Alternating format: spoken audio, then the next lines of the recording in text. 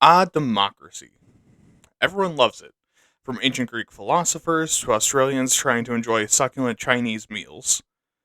And many people in the US would say we're the most democratic of all the world's nations.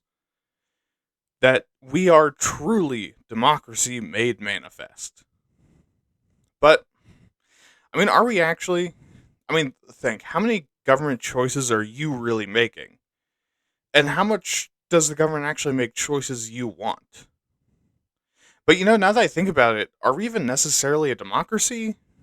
Maybe we're maybe we're a republic or an oligarchy or a plutocracy. Let's talk about it on this episode of Why Aren't You Talking About This?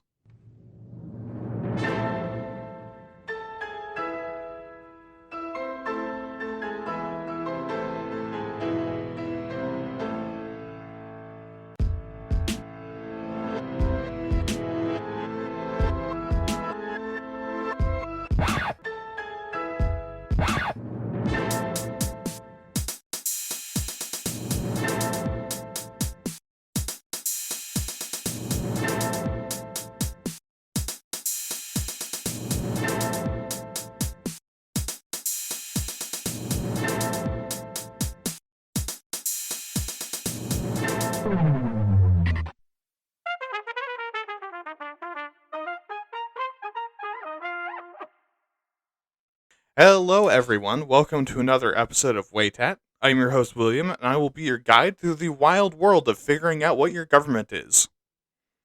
I guess I probably should have said scary. Anyways, before we get into it, I just want to thank you so much for listening. It means the world to have my voice in your eardrums, even if it's because you're entirely out of any other podcast to listen to drown out the constant, rapidly deepening dread that society is collapsing. If that's the case, by the way, I have some other suggestions for things to watch. For updates, we do have a few. Firstly, if you're listening before Valentine's Day, happy Valentine's Day. I hope you have a good one with whoever it is you're celebrating it with, even if it's with yourself and your favorite OnlyFans account. Also, to my beautiful, amazing, awesome girlfriend, happy Valentine's Day. I love you. Let's see. Also, the second update was going to be something else, but snow. If I am unable to post the nerd episode this week, it is because of the snow. Definitely not because I am bad at managing my own time. And also, if this episode isn't available for whatever reason, I don't know how you're listening to this, but it's also probably the snow. It's coming down out here. Yeah, of course, as always, keep supporting and watching my friends, and also, keep buying stuff from my friends that sell stuff, as long as it's not a scam. I don't know what Kevin's into right now, but hopefully it's not NFT scams. But only be watching the ones that are content creators, not just whoever you happen to find. But with that, onto the show.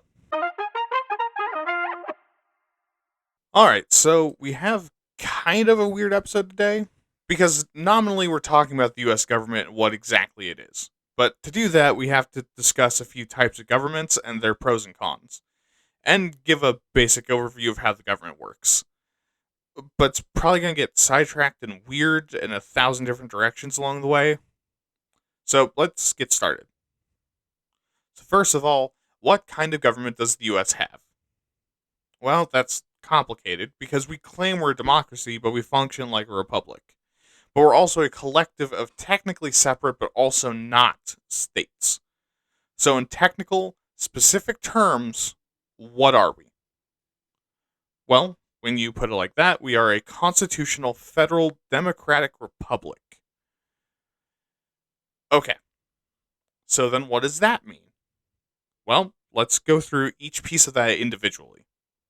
So first of all, a constitution is a set of fundamental rules that determine how a state or country is run. And basically, every modern nation has a constitution, but for a good part of human history, the implied constitution was that the guy wearing the big hat was the guy in charge, and what he says goes. Now, having an explicit constitution does have some benefits. Firstly, it provides some clarity because you have a system of how things work written out directly. In the same way, it teaches you and allows you easy reference to what your rights are under that government and can help to protect your rights since those are the rules the government has to play by. And it can also reduce intergovernmental conflicts because everyone knows what they're supposed to do and knows who's above and under them and what their rights are. However, on the bad side of it, it's inflexible. You can't really have a quick turnaround or address wildly unexpected things while using the Constitution. It also really slows down how the government works and can encourage frequently suing the government on the grounds of breaking their own rules. Especially because it's laborious to write and edit, meaning that once it's written, it's probably never going to get updated. Which means as language drifts further and further away from the time of writing, it'll become more and more interpretive. And also, having a constitution can make people operating the courts more powerful, which is an issue if they're not elected, but chosen.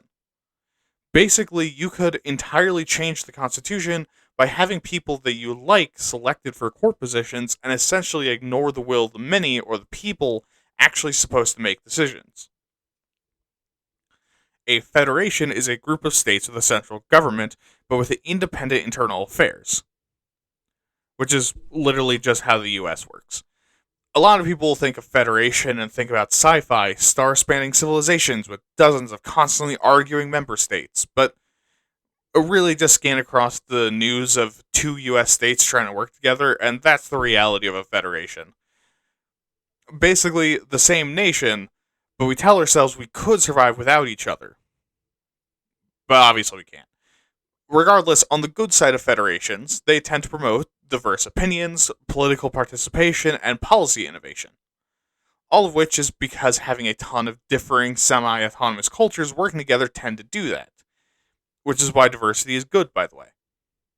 Also, they create multiple layers of government that can respond to local issues faster and increase the participation of citizens in that government, and can also reduce tyranny and increase division of power, because that is very, very important. And this is because you have to wrangle all of these separate nation states into agreeing on big issues, but all their own independent issues are their job to deal with. It's also just more efficient at day-to-day governance than a top-down perspective and creates better checks and balances than the alternatives.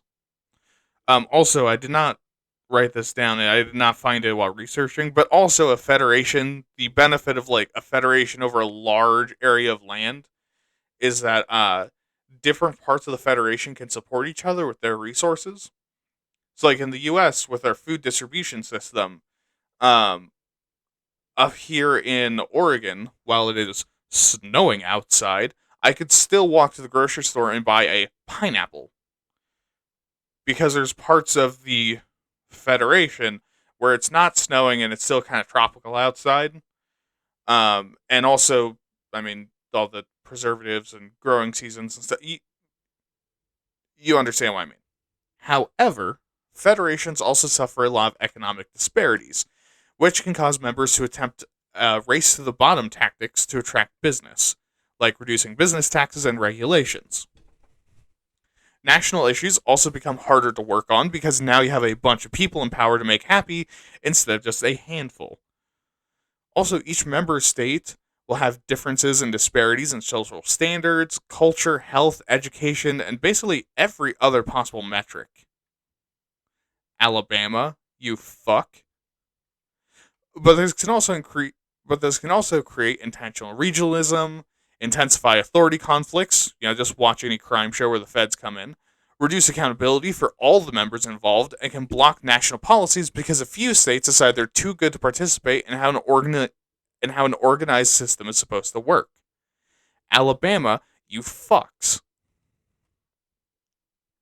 Okay, democracy is a system of government where the entire population of eligible members make choices for the state.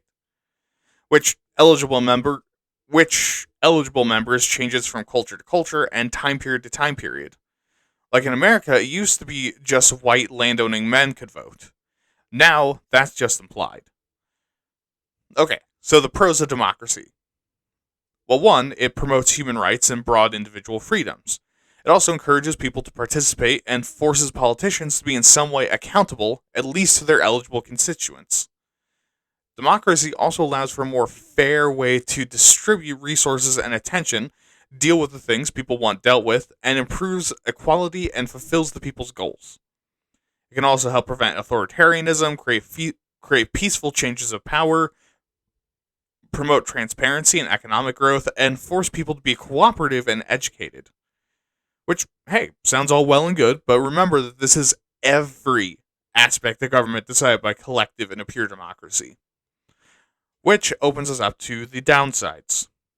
Firstly, corruption is a lot easier and political turmoil becomes a norm because of political competition. Also, it makes it very appealing to reduce the education level of the voters, manipulate media, and rely on voters not being experts at your particular thing, which is very easy, in order to increase your own personal power. But on the wider scale, democracy becomes exponentially more expensive, impractical, inequity growing, and exclusionary the bigger it gets. Because the more people who vote, the thinner the dividing line between minority and majority can be, which can turn very big opinions on large groups into minority when that doesn't make much sense. It also provokes inequity because if things stop going the way of a certain community, they can easily get villainized and then run into the dirt. And if you're thinking of one, yeah, well, you might be right. It depends on which group you're thinking of. But if you understand like a lot of history, especially in democratized countries like America, yeah, you probably understand what that means. Which brings us to republics. These are systems in which the leadership of a government are representatives chosen by. These are systems in which the leadership of the government are representatives chosen by a particular means or for a specific trait.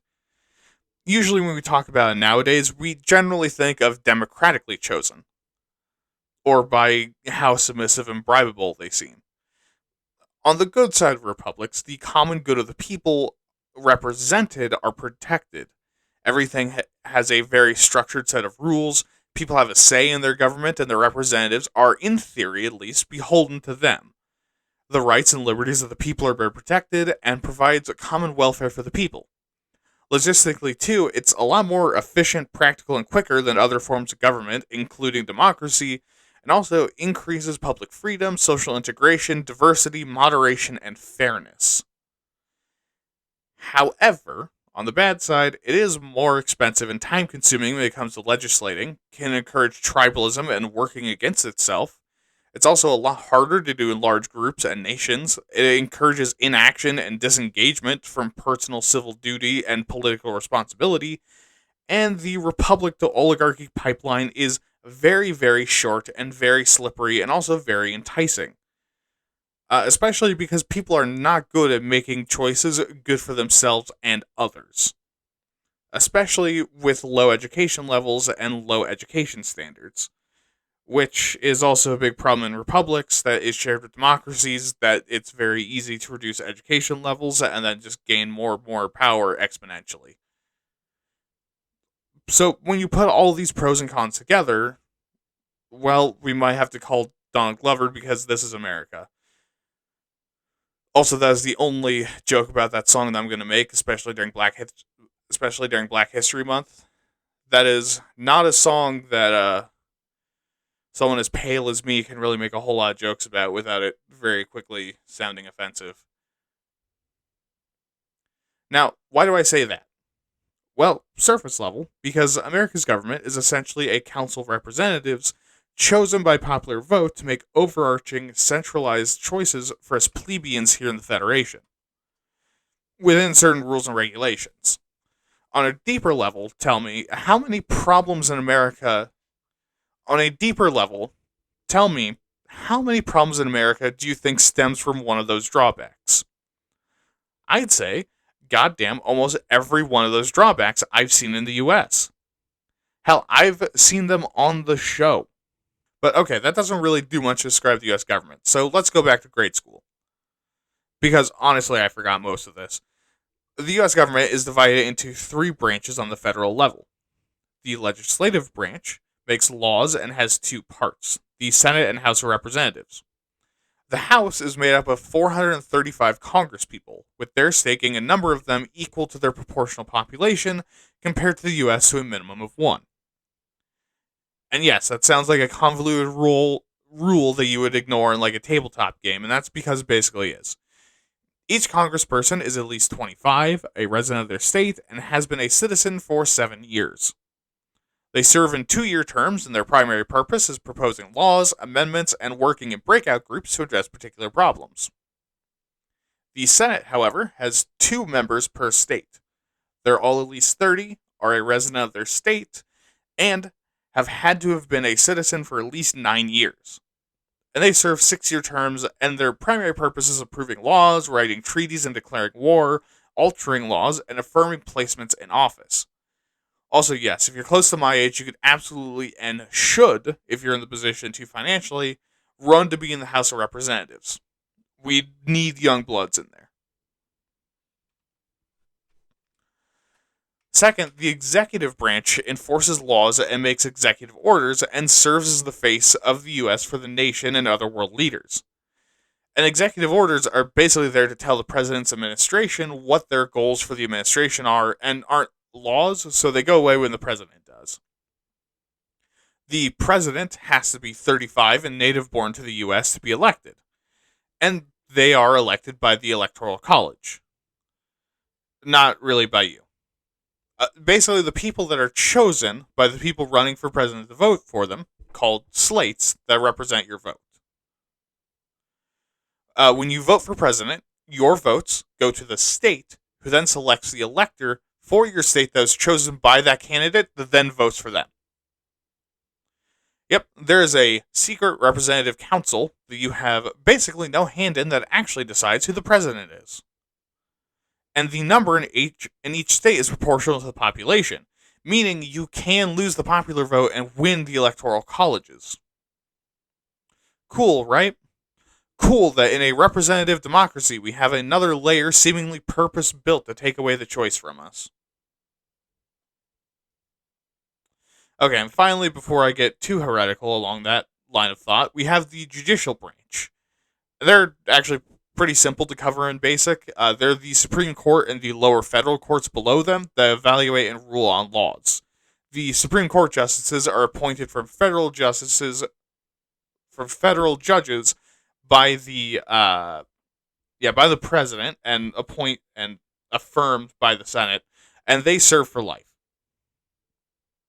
Okay, now let's get a little history lesson before we talk about the specifics of why America sucks right now. And we start all the way back in 2300 BC, where the first prototype of a constitution is written. Written by King Uruk. My brain wants to say Uruk, but that's because I'm a Lord of the Rings person. I'm a fantasy writer. Written by King Uruk-hagina of Lagash. However, even though that's the first one that we know existed, we don't know what it said. We just have references to it being written, and the references of the time put it at around that time. But in 2050 BC, the oldest surviving legal code ever created is written, the Code of Ur-Nammu. Following that, throughout the 11th century BC, many other constitutions were created, like the Hammurabi Code, the Lipa Ishar Code, the Hittite Code, Mosaic Law, and Assyrian Code. Even the ancient Greeks get in on it, albeit a bit late, in 621 BC when Athenian law was codified by Draco, which is where draconian comes from, because the death sentence was a very common punishment in ancient Athens. Which is equal parts surprising and not surprising at all. You know, like how many times when we go through history do we find out that one of the pillars of Western civilization that gets hailed as enlightened, wise, and humanitarian is actually incredibly violent. Speaking of which, before the 5th century BC, a lot of places and cultures around the world, from India to Mesopotamia to South Africa, to even pre civilization Stone Age tribes, had democracy, even if it was under different names. But 508 BC was when we coined the term democracy, when the new Athenian constitution was written. Of course, Athens kept their aristocracy, but by 594 BC, they reformed into a plutocracy instead of an aristocracy. Also, yes, it was democracy in the sense that the rich people got votes. We also have the foundation of federations in the 4th century BC, and the first time the term constitution was used. One of the first federations in history, the League of Corinth, is established to protect Greece from invasion from their enemies. And Aristotle first uses the term constitution in regard to a code of laws, but establishes a distinction between constitutional law and normal law. Constitutions basically being an arrangement of the offices of a state and determines their power and where it comes from, as well as determining what constitutions are good and which are bad. So to Aristotle, constitutions are more about the structure of the government and what their jobs are rather than actual law. In 450 BC, the Romans became a republic and codified their constitution as the 12 Tables. Of course, some shit happens to them and they lose their republic, but then they get it back, but then they lose it again, and then they get it back, and then they lose it again, and then they fall apart. Look, you know Roman history, you son of a bitch. Don't pretend like I just stole something from you. Anyways, after the collapse between 471 and 893, a bunch of codes are created to replace the power vacuum left by Rome. First being the Code of Ulrich, the first of the medieval Germanic legal codes.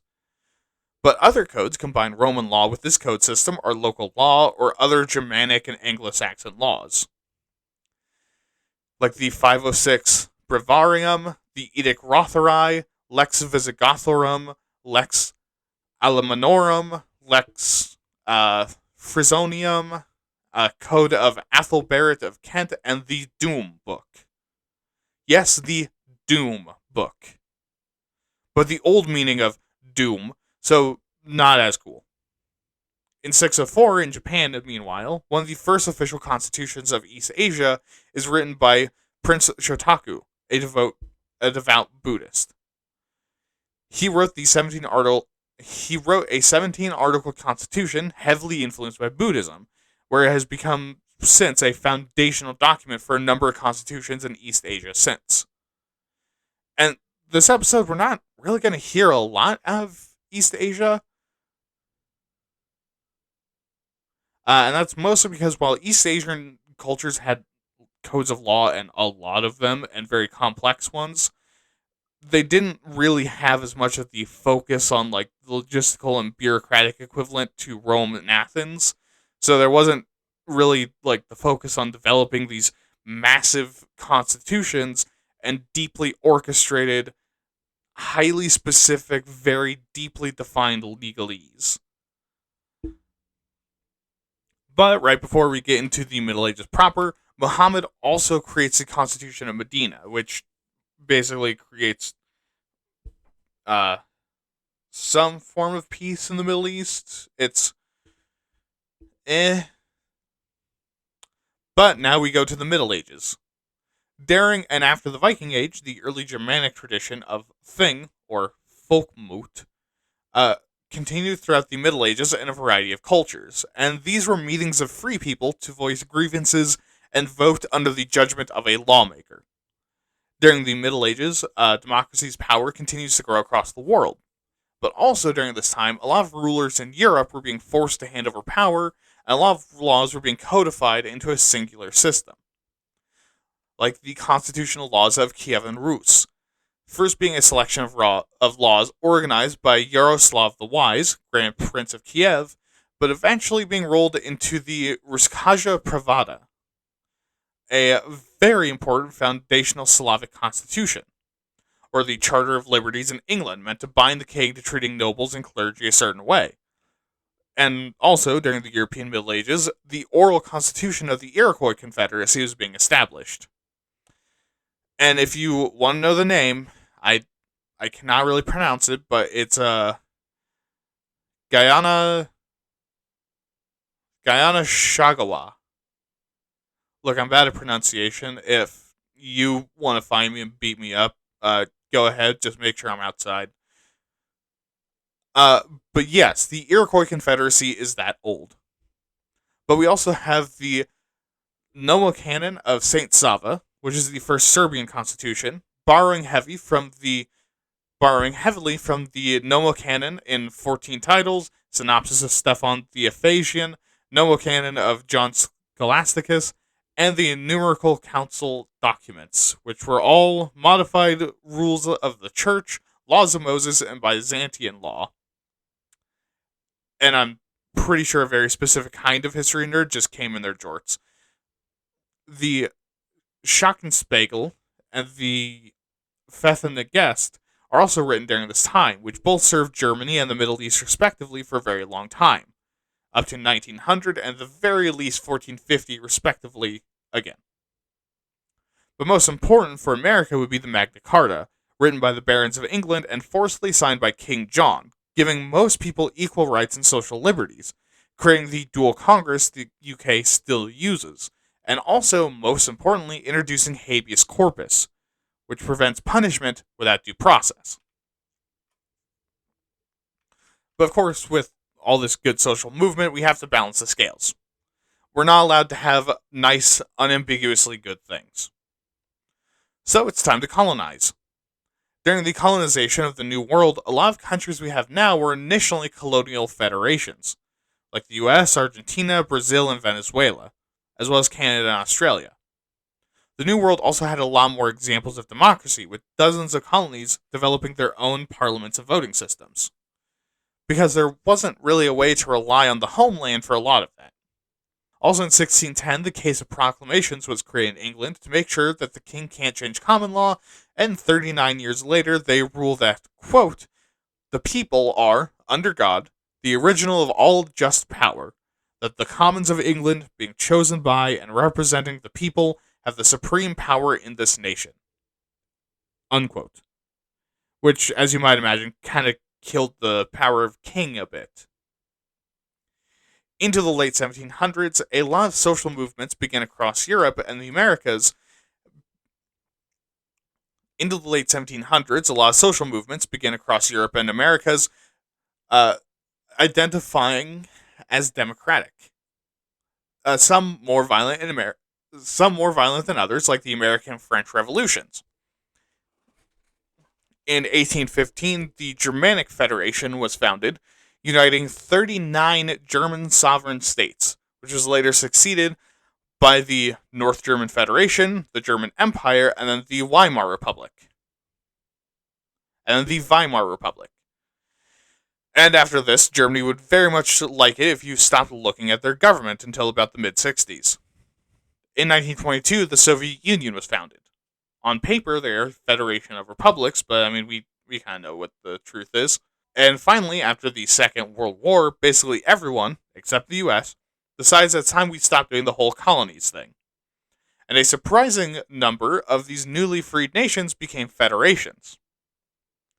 But with that, we're actually going to get out of the timeline and into America again.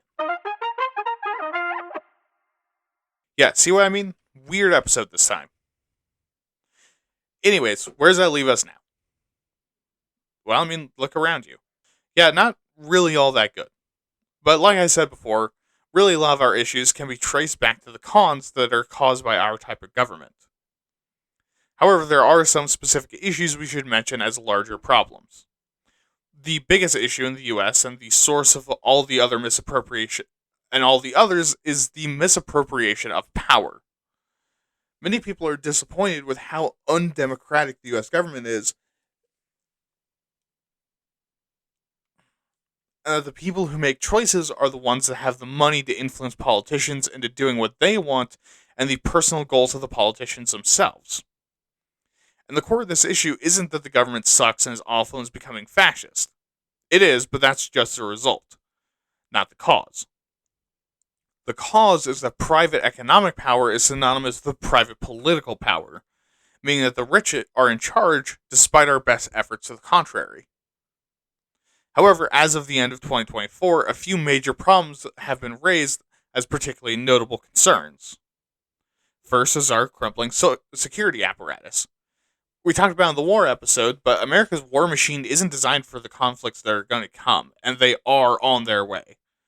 Our military readiness and morale over have crumbled under over 20 years of fighting a pointless war against people that didn't present themselves as enemies until it was too late, and also shooting people that weren't enemies. Many soldiers report fatigue, lack of proper training, and out-of-date equipment and policies. All of our hardware is really starting to show its age, and also a lot of our soldiers are becoming really disillusioned. Added onto that, our nukes are still from the Cold War era, meaning the US's nuclear security is from the fucking 90s. We've also allowed our involvement in science and technology to lapse and become sluggish in doing essentially anything to address science and technology. The government hasn't really done anything about AI, advances in cybersecurity and espionage, quantum computers, medical advances, or change in resource priorities. And funding for science and technology has dropped heavily. We also have healthcare costs continuing to rise, putting Medicare and Medicaid at high risk of running out of money. Speaking of which, financially overall, the U.S. isn't doing great. Debt, both public and private, is skyrocketing, and the U.S. doesn't have a long-term plan to deal with that. And fraud and cronyism only makes it worse, which, if you'll recall, are all issues that are allowed to happen by our chosen government system when you don't try to actually address them. So, how do we fix these? Well, basically, it all just comes down to fucking trying. If we know about these drawbacks to our system, we should be keeping an eye on it and putting in place things to help prevent them. Like, for example, with the economic disparity of race-to-the-bottom policies, we could have prevented that by making the states kiss and make up and force an agreement that taxes can only go so low, and that business regulations are federal for any company operating in more than one state. Or with democracy incentivizing short-term promises and thinking, shifting our focus onto long-term planning and following the proud human tradition of, planting trees our grandchildren will enjoy the shade of. But just to shock you into demonstrating why this is a good thing, let's look at some public opinion. Firstly, is the US a good example of democracy? When you ask Americans, the response by an overwhelming 72% is that it used to be, and only 19% say that it still is. And when asked about good descriptors of America's government style, the top 5 are partisan fighting at 86%, high campaigning costs at 85%, special interest groups at 84%, ordinary people wanting the system to work at 63%, and the feds do more than what we give them for at 40%. Which, if that's number 5, you know things are fucked. Americans distrusting the federal government is maybe one of the most American things you can do. Besides saluting an American flag while saying a racial slur. For completeness, the other 3 were Congress doing more than we give them credit for, it's easy to find unbiased information, and political leaders face consequences. And I'll tell you right now, if you believe all 8, I have a goddamn bridge to sell you. Now, Americans are also very clear on what they see as the biggest political issues today. Top 3 being politicians at 31%, polarization at 22%, and I don't even fucking know, but it's not acting right at 19%. With a close 4th being greed and corruption, with 15% of respondents agreeing with that. And when asked if the system works today, only 23% says that it works even somewhat well, with the highest being the hopeful youth at 28% and the left wing at 30%. And for once, I agree with the right on something. The government is not working. Of course, I believe that for entirely different reasons, and not because women aren't objects I'm not allowed to own humans anymore. Most Americans fall into the camp that the government isn't working well, with 45% of Americans believing that. Which means 68% of Americans see the government as kinda shit but still stumbling along. However, another 27% see the government as very shit, and stumbling would be a favorable interpretation of how the government is going. But that doesn't mean all hope is lost. Quite the opposite, in fact. Because if nothing else, Americans are optimists. When asked about the chances of the government working in the future, 33% of Americans say it'll work very well, and 48% say it'll work somewhat well. Notably, of the only people that see the future not working very well, about 15%, the highest number of them are just right-wingers, at only about 19% of people thinking that it's not going to work at all. So we haven't lost hope, and we shouldn't lose hope. And Americans are heavily in favor of putting in a number of changes and limitations to help the future come to pass, such as limiting term number for Congress members, with 87% favor, increasing only as people get older. And funnily enough, about equal left and right, showing us that yes, indeed, our enemy is the rich. Or putting an age limit on elected officials, which is favored by 79% of Americans, when the average age limit on Supreme Court justices having 74% favor. We also want to take the power from those in charge, with 65% of Americans in favor of removing the electoral colleges and 62% in favor of automatically registering all voters to vote. So there is hope, but to hear more about that, let's go to the soapbox. Hope is where I stand on this. The US government is shit. It's corrupt, ineffective, and broken. It doesn't represent us and is actively tearing apart our communities and creating division for no reason besides dividing us to rake in more money and power. Actively poisoning us in our environment, turning fascist, and ruining the education and health of millions for the same reasons. But there is a problem in their plan. They're old. The generation of political, civil, charitable, and communal apathy are getting old and dying off. The generation that's becoming our old people are tired of this shit too. The generation of adults are ones that know what could have been if they were given a fair chance. The government is terrible and on the edge of collapse, but that's because we've allowed the greedy, cowardly, apathetic, and power-hungry to control it. And it's falling apart because of them. Because it always does. Because they've convinced us to let America become an oligarchy. But there's hope. Because we're a goddamn democracy. We're a fucking republic. We have power and voice. And while it shouldn't be on us, it unfortunately is on us to educate ourselves, enlighten ourselves, and to reach out to our communities and pick up the slack. To reach for that power because someone has to and is better us than them. Because regardless of what they say, this nation is a democracy, which means we're the boss. And it's about time we fire these fucking slackers. Let's fucking go. Alright, another surprisingly helpful one thrown in there. I know this has been a weird episode, but we need one like this every so often. One that's weirdly hopeful. And also kind of covers a niche that we won't get to cover any other way. But anyways, if you have opinions, advice on how to make the show better, how you're going to make the world better, why I should just shut the fuck up and take the dicking, your opinions, and really anything else you want to tell me, make sure to email me at waytatpods@gmail.com. That's waytatpods@gmail.com.